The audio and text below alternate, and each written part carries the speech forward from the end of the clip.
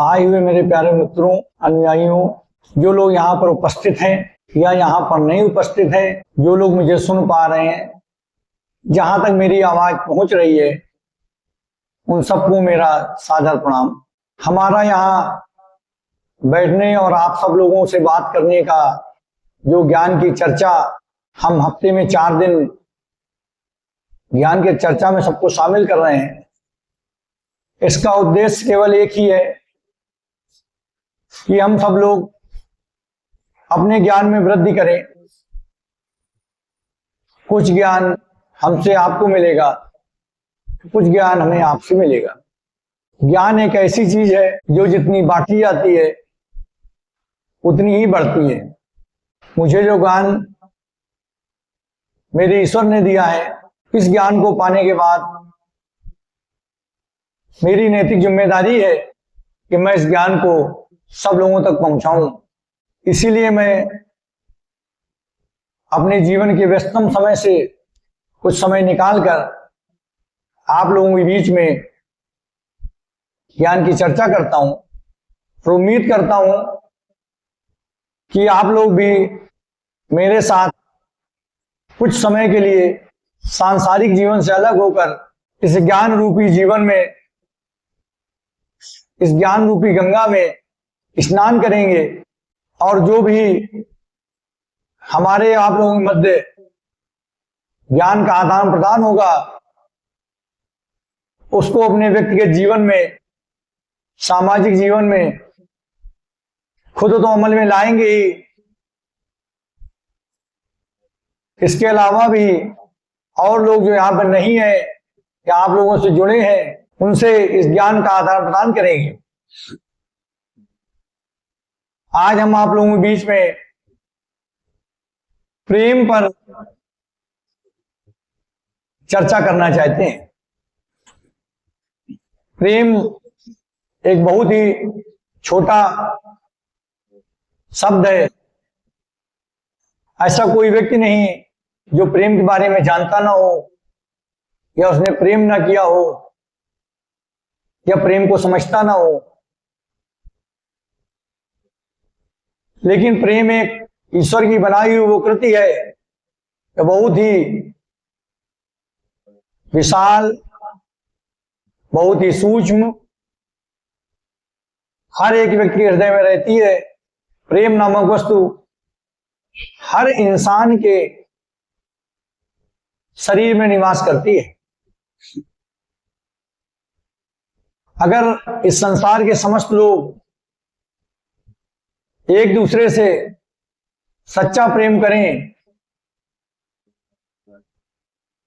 सच्चा प्रेम का मतलब मेरा यह है कि जिसमें कोई स्वार्थ ना हो, कोई लोभ ना हो, आसक्ति से रहित हो, ऐसा प्रेम जो भी व्यक्ति किसी भी व्यक्ति से करेगा वहां किसी भी तरह की कोई भी समस्या नहीं आ सकती। सच्चे प्रेम में समर्पण होता है। सच्चा प्रेम करने वाला व्यक्ति बिना किसी शर्त के सामने वाले से प्रेम करता है। प्रेम इंसान का इंसान से हो सकता है, इंसान का उस पक्षी से हो सकता है, जानवर से हो सकता है। प्रेम की कोई सीमा रेखा नहीं है। आकाश में उड़ते हुए पंछी, जल में तैरती हुई मछलियां, इस संसार में विचरण करते हुए समस्त जीव जंतु प्रेम की वजह से ही अच्छे लगते हैं, मन को मोहित करते हैं। अगर प्रेम शब्द को हटा दिया जाए तो इस संसार में एक जो खुशी है ये अपने आप गायब हो जाएगी। इसलिए इस संसार में जन्म लेने के बाद से व्यक्ति को चाहिए निस्वार्थ प्रेम करे। बिना स्वार्थ के प्रेम करे। जब वो ये प्रेम करेगा तो उसे एक अलग अनुभूति होगी, आत्मा में खुशी महसूस होगी और उसका जीवन खुशहाल हो जाएगा, अपना भी और सामने वाले का भी। लेकिन दुर्भाग्यवश आजकल इस संसार में जो भी लोग प्रेम करते हैं, कहीं ना कहीं एक स्वार्थ, लोभ, लालच, इन सब चीजों की वजह से वो प्रेम पवित्र नहीं रह जाता। और जब प्रेम पवित्र नहीं रह जाता तो प्रेम की खूबसूरती, प्रेम का आकर्षण, प्रेम से मिलने वाली खुशी, ये सब समाप्त हो जाती है।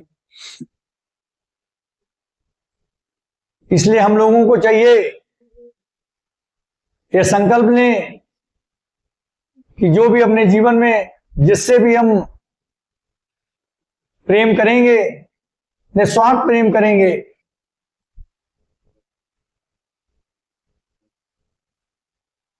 पवित्र प्रेम, जैसे भगवत गीता में गोपियों का श्री कृष्ण के प्रति प्रेम एक अच्छे प्रेम का उदाहरण है। इसलिए हम लोगों को चाहिए कि अगर प्रेम करें तो निस्वार्थ करें, स्वार्थ वाला प्रेम छोड़ने का प्रयास करें। क्योंकि जब हम निस्वार्थ प्रेम करेंगे, पवित्र प्रेम करेंगे, उस प्रेम में हमारी आत्मा भी प्रसन्न होगी। क्योंकि जहां प्रेम पवित्र होता है, जहां कोई स्वार्थ नहीं होता, जहां किसी के लिए त्याग की भावना होती है, किसी और की खुशी में अपनी खुशी होती है, हमारा दिल ये चाहता है कि सामने वाला खुश हो, हमें कुछ उससे मिले न मिले वो खुश हो, प्रसन्न रहे, सुखी रहे। और जब ऐसी अनुभूति हमारे मन में आएगी और हम ऐसा चाहेंगे तो बदले में सामने वाले के मन में भी यही भावना आएगी और इन भावनाओं का आदान प्रदान होगा। और इस तरह से हमें प्रेम में भी खुशी, चरम आनंद का अनुभव प्राप्त होगा। और इस परम आनंद के अनुभव से हमारा दिल खुश होगा, दिमाग भी खुश होगा और हमारी इंद्रियां प्रसन्न होगी।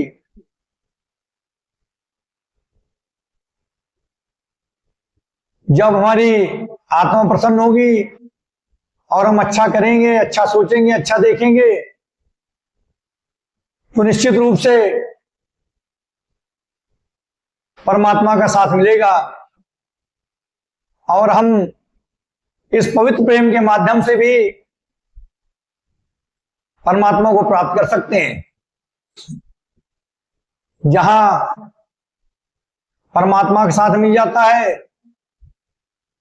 ईश्वर का जीवन सफल हो जाता है,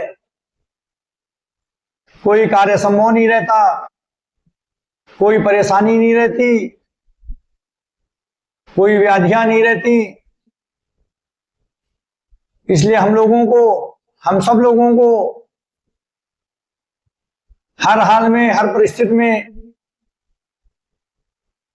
अपनी आत्मा को स्वच्छ बनाए रखने होगा, पवित्र बनाए रखना होगा। चाहे वो निश्चल प्रेम, पवित्र प्रेम के माध्यम से हो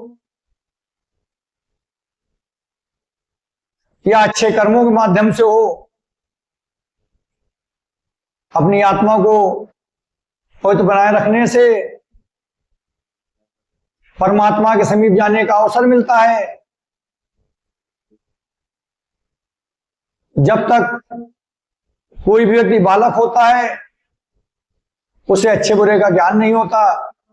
13 साल की उम्र तक वो अपने किए हुए कार्यों के लिए जिम्मेदार नहीं माना जाता, उसके अंदर अच्छे बुरे का ज्ञान नहीं होता। वो जो भी करता है इसीलिए उन कर्मों के लिए वो जिम्मेदार नहीं होता, क्योंकि इस अवस्था में उसके अंदर समझ नहीं होती कि उसे क्या करना चाहिए क्या नहीं करना चाहिए। लेकिन 13 साल के बाद जब बाल्यावस्था क्रॉस होती है उसकी, इसके बाद वो अपने समस्त कार्यों के लिए, अपने समस्त कर्मों के लिए जिम्मेदार होता है। अच्छा करेगा, पुण्य का हकदार होगा, और अगर गलत करेगा तो दंड का हकदार होगा, पाप का हकदार होगा। इसीलिए जब व्यक्ति में इस बात की समझ आ जाती है उसे क्या करना चाहिए क्या नहीं करना चाहिए, तब उसे जीवन में हर कार्य बहुत ही सोच समझ के करना चाहिए, क्योंकि उसके द्वारा किए गए कार्यों का फल उसे कर्म फल के रूप में मिलेगा। जैसे कर्म करेंगे वैसे प्रभु हमको फल देंगे, और कर्म फल से हमारे भाग्य का निर्माण होगा। जब कर्म अच्छे नहीं करेंगे तो अच्छे भाग्य की उम्मीद करना गलत है, अपने भाग्य के लिए ईश्वर को दोष देना भी गलत है। हम जैसे कर्म करेंगे वैसे ही फल पाएंगे। इसलिए हम लोगों को निस्वार्थ प्रेम में विश्वास रखना चाहिए। स्वार्थ प्रेम जो भी लोग करते हैं उनको अंत में तकलीफ, परेशानी, मानसिक पीड़ा, तनाव, ये सब मिलता है। और इन सब चीजों से व्यक्ति के शरीर का तो सामंजस्य बिगड़ने लगता है, मानसिक स्थिति में फर्क आने लगता है, और व्यक्ति प्रसन्न नहीं रह पाता, खुश नहीं रह पाता। इसलिए हम लोगों को, जो भी लोग स्वार्थवश प्रेम कर रहे हैं उनको अपने को बदलना होगा, अपने को परिवर्तित करना होगा, और संकल्प लेना होगा कि हम अपने जीवन में आज से, अभी से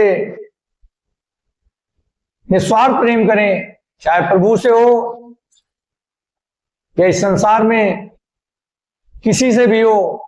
अगर निस्वार्थ प्रेम कर पाए, क्योंकि राम मार्ग बहुत कठिन है, लेकिन निस्वार्थ प्रेम अगर कर पाते हैं तो अपना जीवन सुखी करेंगे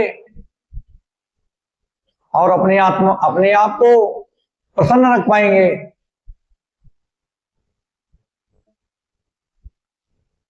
इसलिए हम लोगों को चाहिए कि हम एक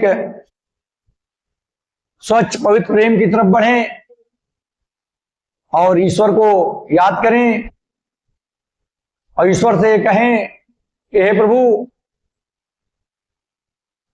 हमको इतनी शक्ति देना, हमको इतना ज्ञान देना कि हमारे मन में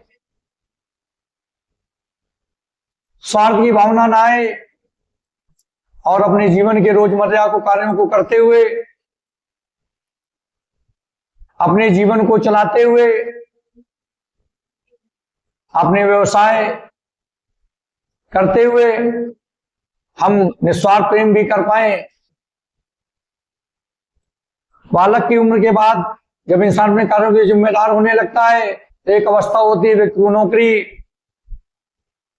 और अपने घर परिवार के लिए संघर्ष करना पड़ता है।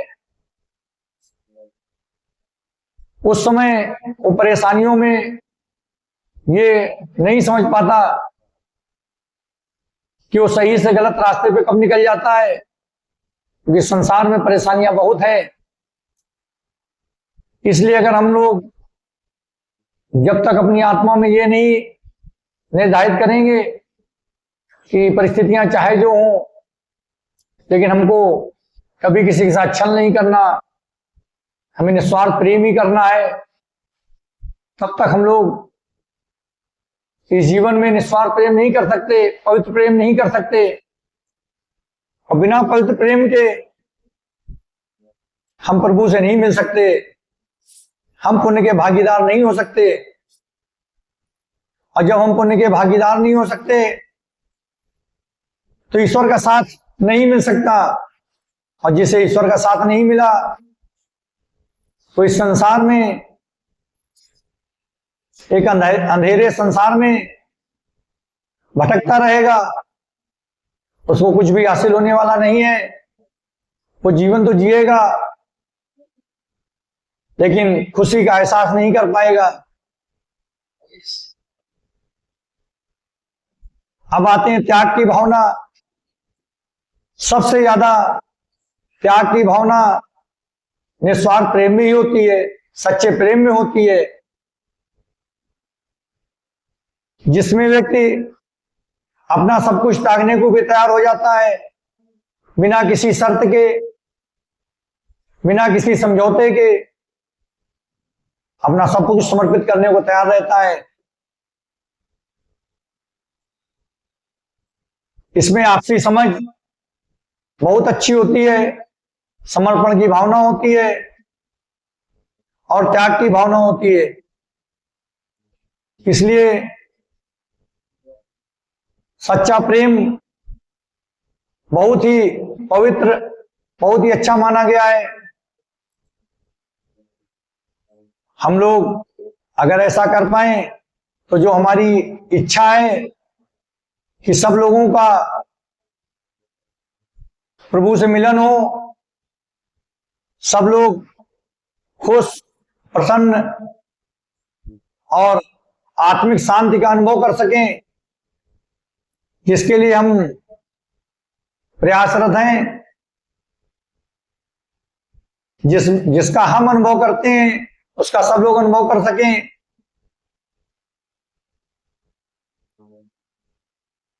यही हमारी इच्छा है और ये बिल्कुल संभव है, लेकिन लगातार सतत प्रयास से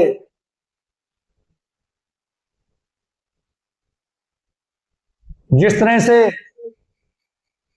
आत्मा हमारे शरीर में रहती है और उसको हम छू नहीं सकते, देख नहीं सकते, पहचान नहीं सकते, केवल महसूस कर सकते हैं, उसी तरह हमारा प्रेम भी, जो सच्चा प्रेम होगा उसे महसूस कर सकते हैं, उसकी अनुभूति कर सकते हैं, उसके खुश में खुशी हो सकते हैं,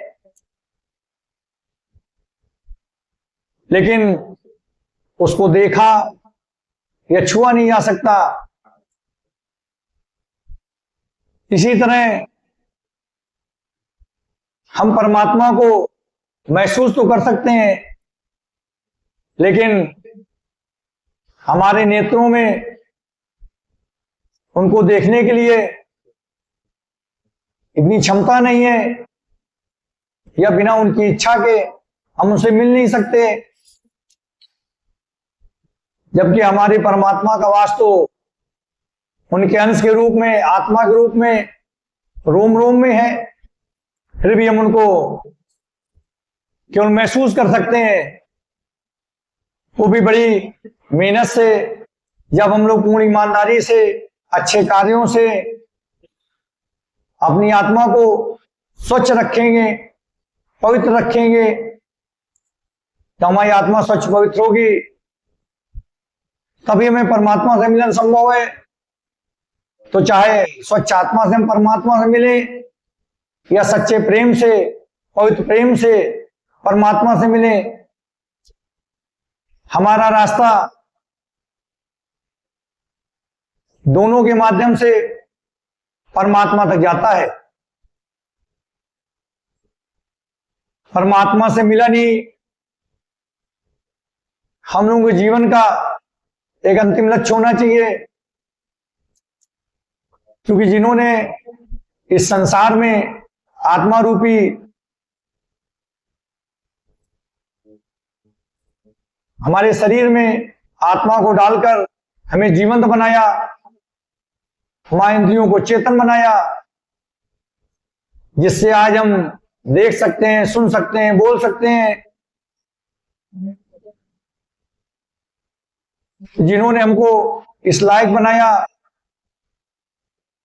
और अंत में हमें आत्मा के रूप में इस शरीर से मुक्त होकर वापस उन्हीं के पास जाना है। तो जहां से आए थे वहीं जाना है, फिर अपने अच्छे बुरे कर्मों का आत्मा के रूपी रथ पे चढ़कर हमारे कर्मों का वाहन होना है।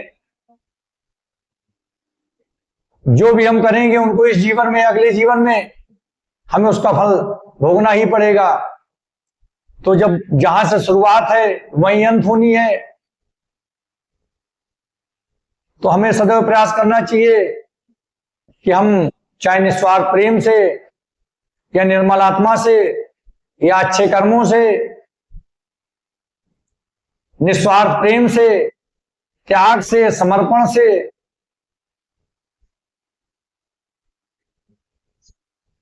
दूसरे को, जरूरतमंद को मदद करके, या जो भी हमारी आत्मा कहती है, एक निश्चल प्रेम करके हम अपने भविष्य को अच्छा बनाएं, अपने कर्मों को पवित्र बनाएं और इन कर्मों के माध्यम से फल को प्राप्त करते हुए उज्जवल भविष्य बनाएं और हम भी सुखी रहें, सामने वाला भी सुखी रहे। और अगर ऐसा हम लोग करने में सक्षम हो गए तो आज इस संसार में जितनी अव्यवस्थाएं, जितनी समस्याएं, जितनी कुरीतियां, जितने अपराध हो रहे हैं, ये धीरे धीरे करके कम होने लगेंगे। क्योंकि ये ज्ञान अगर आज हमारे उन लोगों तक पहुंचेगा जो अपने को जिम्मेदार कहते हैं या जिम्मेदार हैं या जिम्मेदार मानते हैं या जिम्मेदार होने का दावा करते हैं, अगर वो हमारी बातों का मनन करेंगे, अनुसरण करेंगे, सुनेंगे, अपने जीवन में उतारेंगे, तो निश्चित रूप से हमारा समाज एक अच्छी दिशा में जाएगा। जब समाज अच्छा होगा तो उसमें रहने वाले लोग अपने आप ही धीरे धीरे अच्छे हो जाएंगे और एक अच्छी समाज का निर्माण होगा। और इस समाज में आने वाले बालक या समय के साथ जन्म लेने वाले बच्चे इसी माहौल में, इसी समाज में आएंगे, इन्हीं रीतियों पर चलेंगे, इस अच्छे समाज को पाएंगे, अपने मन में अच्छे विचार लाएंगे, उनका भविष्य उज्जवल होगा, एक अच्छे समाज का निर्माण होगा, एक अच्छे देश का निर्माण होगा, एक अच्छे संसार का निर्माण होगा। हमारी यही भावना है कि जितना हो सके इस संसार को जितना भी बदल पाए अपने ज्ञान से, क्योंकि इस संसार में ज्ञान ही ऐसी वस्तु है, ज्ञान ही ऐसी चीज है जिससे किसी के हृदय बदला जा सकता है।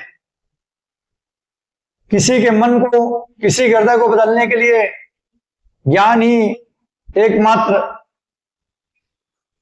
ऐसी कला है जो यदि व्यक्ति ने अपना लिया, ले लिया, तो स्वेच्छा से अपने आप को बदल लेगा। और जब वो बदलेगा तो उसके घर परिवार के लोग बदलेंगे, समाज बदलेगी, संसार बदलेगा। इसलिए हमारा सब लोगों से अनुरोध है कि आज से, अभी से जितना हो सके निस्वार्थ प्रेम में विश्वास करें। जो भी स्वार्थवश प्रेम करते हैं, लोभ लालच जो भी मन में है, उसको हम त्यागने का प्रयास करें। क्योंकि लोभ लालच और स्वार्थ से हमारा भविष्य नहीं बनेगा। क्षणिक सुख तो मिल सकता है, लेकिन जब हम उम्र के अंतिम पड़ाव में होंगे और हमारा यहां से चलने का समय आएगा, उस समय जब हम अपने भविष्य को देखेंगे, अपने जीवन भर के कार्यों के विषय में सोचेंगे, उस समय ये स्वार्थ, लोभ, लालच वाला प्रेम, किसी को हमारे स्वार्थवश किए गए प्रेम से होने वाली तकलीफ को, लालच में किए गए कार्यों से जो अगले को तकलीफ हुई होगी, और इससे जो हमारे सामने वाले तकलीफ हुई होगी, या सामने वाले किस तरह के कारणों से हमको तकलीफ हुई होगी, ये जब हम जीवन के अंतिम समय में अपने भविष्य को, अपने जीवन में होने वाले समस्त कार्यों को, अपने जीवन में अपने द्वारा किए गए समस्त कार्यों के बारे में विचार करेंगे, तो हमको ये बहुत तकलीफ देगा। लेकिन उस समय हमारे पास करने के लिए कुछ नहीं होगा, केवल पश्चाताप के आंसू होंगे। और उस समय हम सोचेंगे, हर व्यक्ति ये जरूर सोचता है जीवन के अंतिम समय में सबको ज्ञान आता है, लेकिन उस समय वो कुछ करने की स्थिति में नहीं होता। जैसे एक जानवर से बना हुआ, रस्सी से बना हुआ जानवर सोच सकता है, देख सकता है, समझ सकता है, लेकिन वो कुछ कर नहीं सकता। इसीलिए इंसान को इसी जन्म में, जब वो इंसान के रूप में से जन्म मिला है, हाथ मिले हैं, पैर मिले हैं, बोलने के लिए मुंह मिला, देखने की आंखें मिली, सुनने के लिए कान मिले, इतनी सुंदर ईश्वर ने संरचना रची। हम अपनी मर्जी से कुछ भी कर सकते हैं। हमारे कर्मों पे ईश्वर ने कोई अंकुश नहीं लगाया। जो चाहो वो करो, तो हम अच्छा क्यों ना करें, और अच्छा करते हुए अपने को और अच्छा बनाएं, और अपने बनाने वाले को प्रसन्न करें, अपने गुरु को प्रसन्न करें, अपने परमात्मा को प्रसन्न करें। हर बच्चे को अपने माता पिता को प्रसन्न करना चाहिए। जिस तरह प्रभु होते हैं, उसी तरह बच्चे के लिए माता पिता होते हैं। आज इस समाज में रहने वाले बच्चे, उनको सोचना चाहिए कि माँ बाप से झूठ ना बोलें, माँ बाप से भी हम निस्वार्थ प्रेम करें, और उनके बताए हुए रास्ते पर आगे चलें। जिस तरह हम सबसे उम्मीद करते हैं कि जो परमात्मा रास्ता दिखा रही है, जो आत्मा हमारे शरीर में उनके अंश के रूप में है, वो जो मार्ग हमको दिखा रही है, हमको उस मार्ग पे चलना चाहिए। उसी तरह हर बच्चे को अपने माता पिता द्वारा बताए हुए मार्ग पे चलना चाहिए। क्योंकि सच्चा प्रेम या तो इंसान अपने माता पिता से करता है और या प्रभु से करता है। सच्चे प्रेम दो ही जगह होते हैं, या तो माता पिता, या प्रभु, या गुरु। और सच्चा प्रेम करने वाला बहुत ही रेयर केस हो सकता है इसमें लोग सच्चा प्रेम करते हो, लेकिन माता पिता अपने बच्चों से सदैव सच्चा प्रेम करते हैं। प्रभु अपनी संतानों से सच्चा प्रेम करते हैं। लेकिन जिस तरह से बच्चा बिगड़ जाता है और माता पिता उसका साथ छोड़ने लगते हैं, क्योंकि और कोई विकल्प शेष नहीं रह जाता, इसी तरह जब इंसान बिगड़ जाता है, इंसान गलत कार्य करने लगता है, तो हमारे प्रभु परमात्मा आत्मा के साथ छोड़ने लगते हैं। कहते हैं जाओ तो अपने मन का कार्य करो। और इस तरह से हम लोग धीरे धीरे भिखारी बन जाते हैं, ईश्वर सामने भीख मांगने लगते हैं। इसीलिए मैंने एक शांति धर्म का नींव रखी है। किसी भी चीज को आगे ले जाने के लिए एक नाम की जरूरत होती है। इसलिए मैंने शांति धर्म की नींव रखी, संकल्प लिया, और ये इसमें कहा कि अगर कोई भी व्यक्ति क्रोध, लोभ, मोह, काम वासना और ईर्ष्या को छोड़कर ये शपथ ले कि मांसाहार और शराब का सेवन छोड़ देगा, निश्चित रूप से हमारे साथ आए और हमारी ज्ञान की चर्चा में सम्मिलित हो, आंखें बंद करके हाथ जोड़कर शांति मन से प्रभु को याद करे। मेरा मानना है कि सामने परमात्मा होंगे और वो अपनी बातों को, अपने सवालों को उनसे पूछे, बात करे, रखे, विचार विमर्श करे, उसकी सारी समस्याओं का प्रभु हल जरूर देंगे, उत्तर जरूर देंगे। इसीलिए मैं चाहता हूं कि लोग मेरे धर्म में आए या ना आए, ये उनकी इच्छा है, लेकिन वो इन अवगुणों को, इन अवगुणों की सर्प को दूर करते हुए अपने मन को स्थिर करके, चित्त शांत करके प्रभु को याद जरूर करें। उनको प्रभु मिलेंगे, जीवन जीने की शक्ति मिलेगी, अच्छे कार्य करने की प्रेरणा मिलेगी, और एक अच्छा इंसान बनने का मौका मिलेगा। वो भी प्रसन्न होंगे और उनको बनाने वाली परमात्मा भी प्रसन्न होंगे। इस तरह से हमारा जीवन खुशहाल, सुखमय, भय मुक्त, चिंता मुक्त, व्याधियों से मुक्त एक अच्छा जीवन बन जाएगा। आज की चर्चा हम यहीं पर समाप्त करते हैं। कल इसी समय फिर आप लोगों के बीच में ज्ञान की चर्चा करेंगे। ओम नमः शिवाय। जय गुरुनाथ।